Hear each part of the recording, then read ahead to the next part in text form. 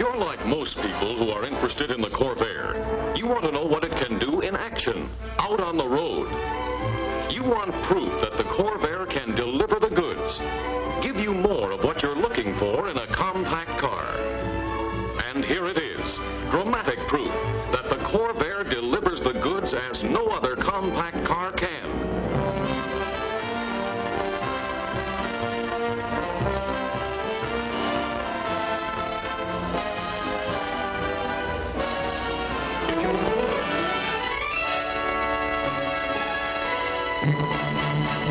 Getting a bit familiar with the sight, huh?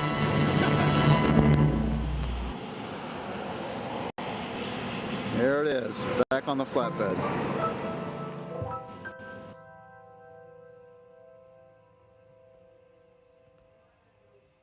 When did you start getting into cars and why? Oh, I've been into cars since I was a teenager. And the second or third car I had was a 65 Corvair. You are about to meet a true international beauty with a shape that blends elegance and excitement.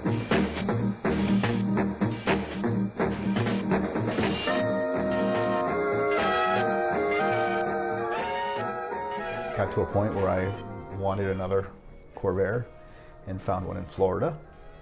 Another 65 Corvair Corsa, which is the top-of-the-line model, turbocharged, which is the top-of-the-line engine, convertible. So overall, a pretty rare car.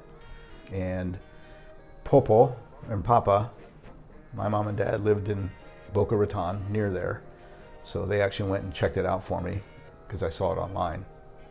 Anyway, had the great idea, thought about that we would drive that car home from Florida with Dad, so it'd be an adventure for the two of us, a little Corvair adventure. We could drive it home, just the two of us, spend some time together. Corvair for 1965. An adventure just to see. He signed up for it, and I actually flew down to Florida. Hi, Mom, Dad. I sent some tools ahead and some parts because I knew I did want to do a little work on it, so I had tools down there, and then we picked up the car and did a little bit of work and got it ready to go. You ready, Dad? Big adventure? The idea was to drive from Florida, the long drive to Knoxville, I think, on the first day, spend the day there, and then drive back to Iowa, and then Papa would fly home from Iowa back to Knoxville. Ready to go, right? Ready to go. I had made an appointment to have all 4 tires replaced because I didn't know how old they were, but when I got there and looked at the tires, they looked pretty decent. I thought they'd be okay, so I canceled the appointment, and we got the car all ready to go. Next morning, very early, Papa and I got in the car. Ready? Okay. And tire blew out. So Tire Kingdom. Getting some work done, huh, Dad? Yeah, It's part of our adventure. yeah. So we start. Hey, Dad. What are we doing here? Well, we're waiting for Charlie change. We're eating lunch here. Okay. Sports bar, huh? Yeah, so we have watched some sports. that was in Orlando area, I think. We made it there. So we sat in a little bar and waited for the tires to get on, and then we got going again. In Georgia, 55 miles into Georgia. Finally got out of the state of Florida. We just called AAA, so we'll see what happens. Seems like it's not getting fuel. This is a record of our adventure. Got a problem with the car. AAA towing us to the Tifton, Georgia. Also have a oil leak in the back from something, not sure what. She's doing a great job of helping us out. I think we're going to be stuck here tonight, so I'm going to see what happens. Okay, let's see. The time is now 5:23 a.m. Sunday. We're going to try, see how far we can go today. Hopefully no other time in the hotel. Hopefully we can get home. Right? Huh? The second time. Yeah. Third time. Third problem.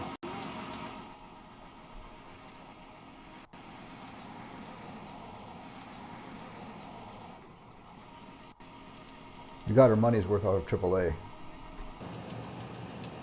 I remember the driver of one of the guys that towed us said, Corvair, and I said, yeah. He goes, worst car ever made.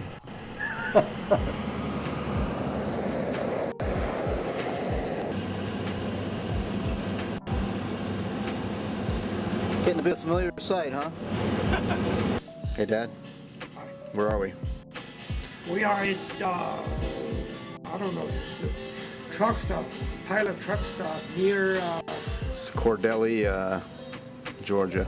We only made about 45 miles from Tifton. So we sit here. for Steven to come. Waiting for Steven, but we're gonna go to the auto parts store, right? See what we can do there. To get some, Get some parts, so. Great Corvair. Figure it out. Now what, Dad, we're gonna try again? okay, let's try again, see what, New distributor cap, new wire, little oil stuff, tighten some stuff down. Ready to go. There we go again. We only went a few miles and started sputtering and choking and died. And this one we actually were happy because Popo gave us some blueberry pie. We're gonna sit here under this tree, get a little shade, have a little blueberry pie, wait for Steven. Might try to go a few more miles after the fuel settles a little bit. That's the plan. And then we pushed it, went a little further and pushed it into a rest area. Still in Georgia, made it this far, had to push the car quite a ways to get it here. Can't get it to start at all. I think it's a fuel pump or fuel filter, but we took the filter out. Filter looked clean. Fuel pump doesn't seem to be pumping. Don't know if that's what it is. Okay, we're gonna go inside, and in the rest area at least there's a, looks like it's air conditioning in there. See ya. Adventure. Steven made it here with the U-Haul, barely. The van broke down on the last legs here, so we're not sure if we're gonna make it. But at least there's 3 of us together now, so we'll see what happens. Here we go. okay. And off we go.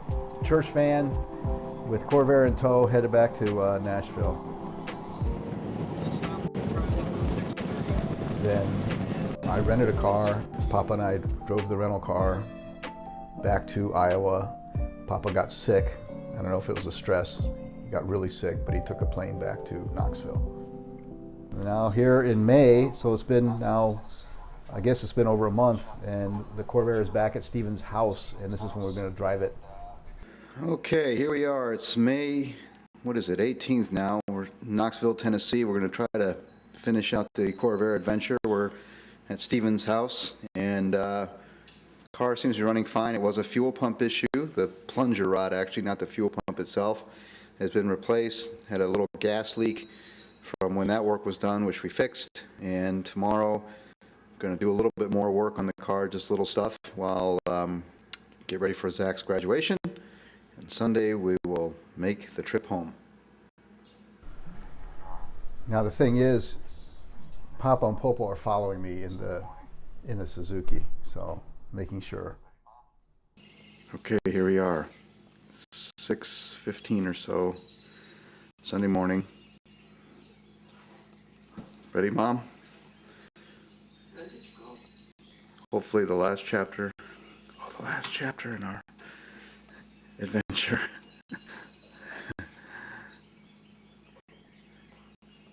Here's the old man again. Dad, you ready? Okay. And off we go. We are outside of Lexington, stopping for gas. First 100 miles or so, perfect. No oil problems, runs fine. The only slight issue was blew the fuse on the radio on the boombox, so just bought a pack of gum and used that foil for the fuse, and we're ready to go. Okay, we made it past Louisville. Now we're about 30 miles north of Louisville, stopping for lunch, McDonald's, and car's still running great. So Covington, Indiana, just across the border from going into Indiana from Illinois, and getting gas again.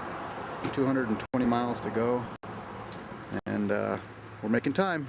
400 degrees. Now this is when I'm actually filming inside the car while driving, so we should not do that, but I had to show. Got my radar detector. Got my whole setup, radar detector, boombox, and what, 75 miles an hour? It's cruising nicely at 75, 80. 75, 80. Got my cup holder. One more stop. Okay, here we are in on the west side of Peoria. Just got through Peoria. Should be the last fill up, and we'll be ready to go. Dad's trying to find a place to fill up here. Still looking around. It's been pretty good. They've been following me the whole way, except for the first 2 blocks. Dad followed the wrong white car and got lost. But ever since the first 2 blocks, he's been behind me the whole way. So, been doing fine. The good news is, after this fill up, this will be the last planned stop, and we're well within the 100-mile towing radius of Dad's upgraded gold package AAA. So we knew we would make it at that time, because we were either driving or towed. Engine has been great. It's been cruising at 70 to 75, no complaints, and very dry. See no oil or anything. So, what, Mom? So the car's still doing good? Car's doing great. Okay. How's good. Dad doing? I want to go get a candy bar. Okay, we'll get a candy bar.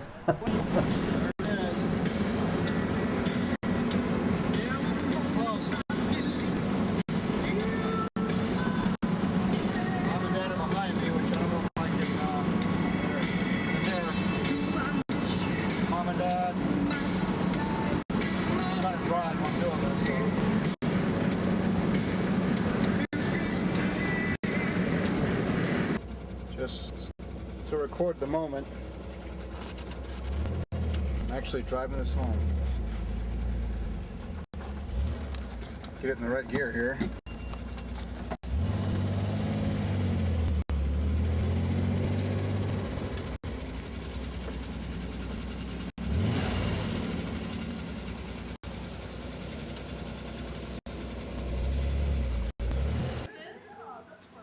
What was that?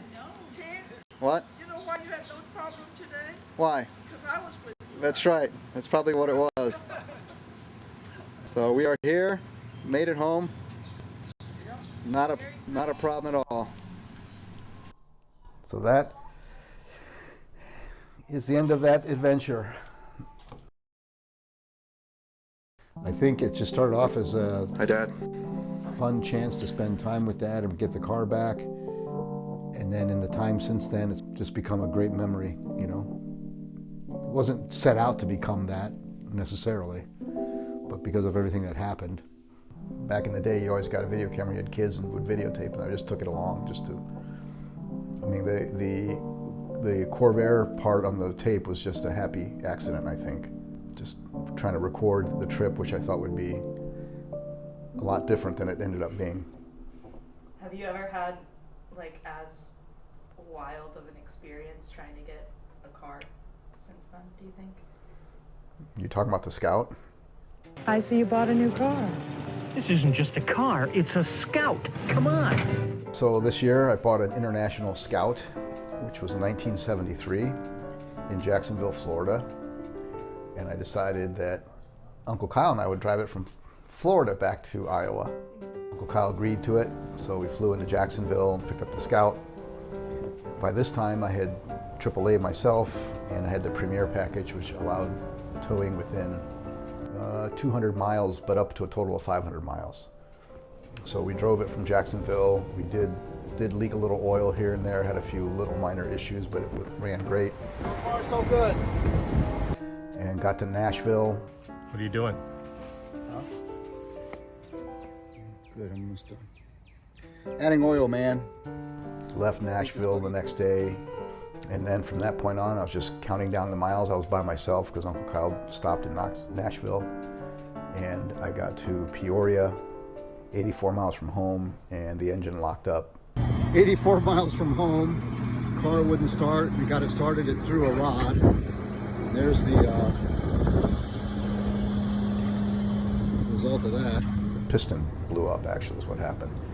So. What was your thinking when you asked Kyle to try the Scout? Okay, sounds pretty good.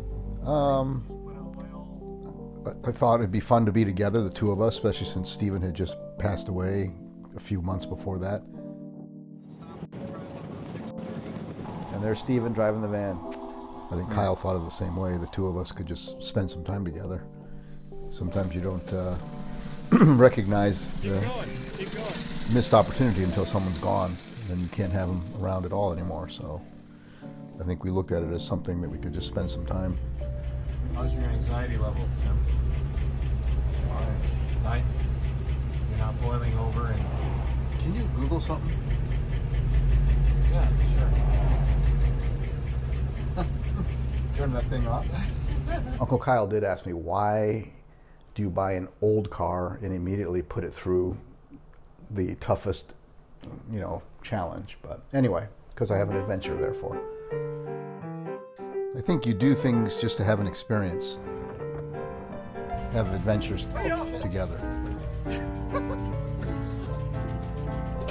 What fun is it to just to have it shipped up here? If you have a chance to drive it, I mean, you buy a car to drive it, right? He's being patient and calm. Very unlike him. Never know what's going to happen. What's the story? Someone picks it, put it on a trailer, and bring it to your house? No, this is an experience. So why are you driving this instead of Transporting it on a trailer? This probably would have been the smart thing to do. I kind of want to do this. I want to have an adventure with you, Kyle. Right? Try something. Snooping? Is it snooping? Well, I guess we'll see.